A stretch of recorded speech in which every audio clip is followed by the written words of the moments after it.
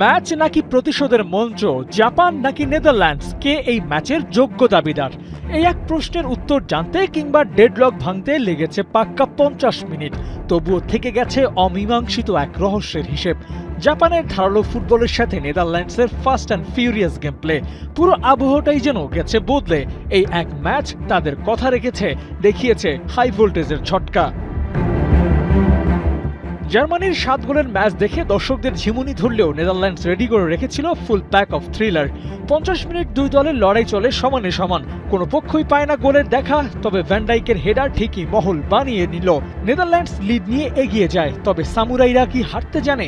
ওরা সময় নিল গুনে গুনে 7 মিনিট। এরপরই নাকামুরার ক্লিনিক্যাল ফিনিশিংয়ে যেন হলো কসমেটিক সার্জারি। সমতায় ফিরে জাপান যেন জবাবটা মাথা উঁচিয়ে দিল। আবার সেই 7 মিনিটের হিসেব নিকেশ। 64 মিনিটের মাথায় নেদারল্যান্ডসের এগিয়ে যাওয়া, ঠিক যেন ম্যাচের নিয়ন্ত্রণ নেওয়া। তবে জাপানও একদম ছেড়ে কথা বলতে চায়নি।